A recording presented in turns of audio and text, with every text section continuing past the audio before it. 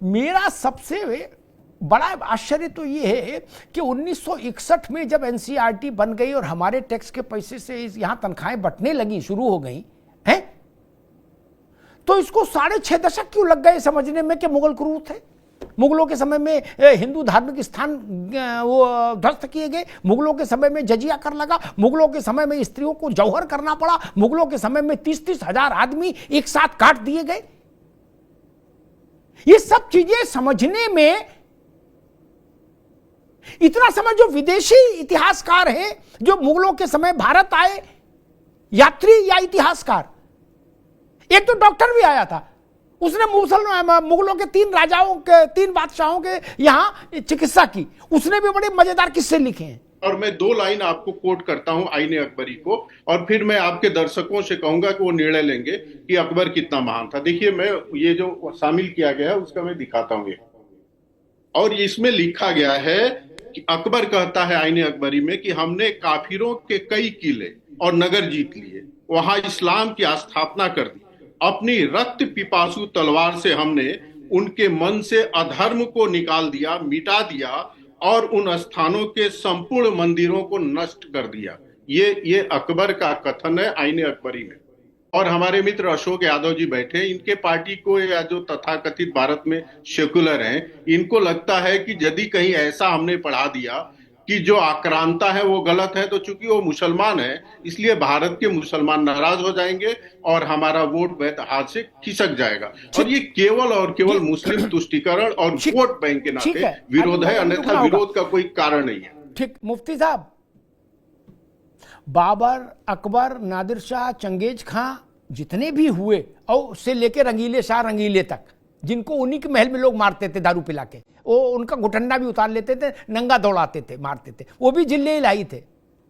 ये कोई नहीं एनसीईआरटी वाले पढ़ाते, मगर ऐसा पढ़ाओ बच्चे मजे भी ले थोड़ा इतिहास में, नहीं बोरिंग इतिहास पढ़ा रहे हो।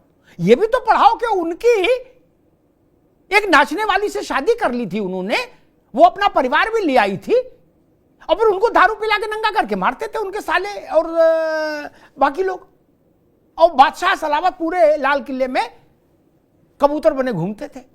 खैर, तो ये सारी बातें देखिए, सुनिए, अब मैं कोट एंड कोट कर रहा हूं। मुझे लगता है कि आज आप चूक गए।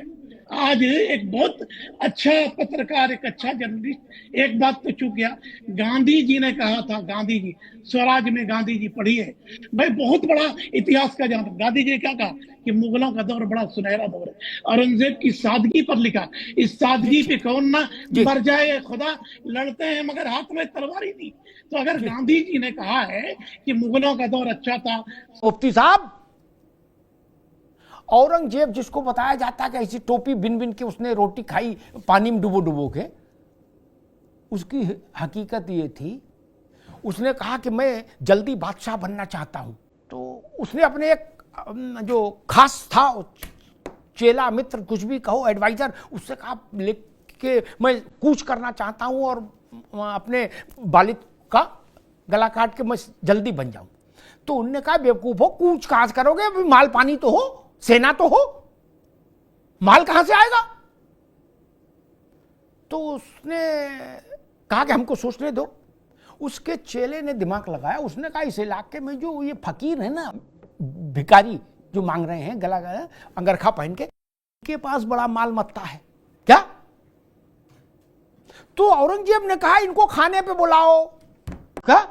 खाने बुलाया, खाना खिलाया, उसके बाद गेट बंद कर लिया और कहा कि शहजादे चाहते हैं कि आप सब लोग ये पुराने कपड़े छोड़कर नए कपड़े जो शहजादे दे रहे वो पहन के जाएं। और पुराने कपड़ों में माल था, सब रख लिया। 2-2 कंटाप मारे। मुफ्ती साहब, ये कौन बताएगा? ये गांधी जी नहीं बताएंगे ना।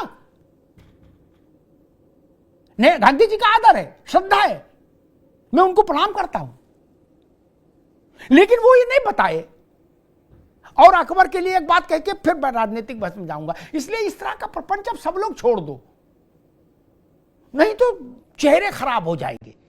जो अकबर का तो अब क्या चेहरा खराब अच्छा होगा, अकबर के लिए लड़ने वालों के चेहरे खराब हो जाएंगे।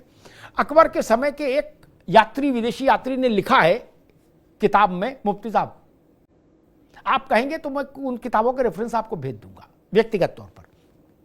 बहुत ज्यादा मैं भी छवि नहीं खराब करना चाहता। अकबर का सबसे प्रिय शगल क्या था मालूम? जो लोग बताते हैं कि अकबर बहुत विजनरी था, चिंतक था, दिन भर चिंतन करता था और विश्व भर के धर्माचार्यों को बुला के उनसे चिंतन करता, ना ना, गलत है ये। असली शौक क्या था मालूम है? किसी भी मशहूर वेश्या को जो सबसे सक्रिय रहती है बुलवाता था, अपने पास बैठालता था।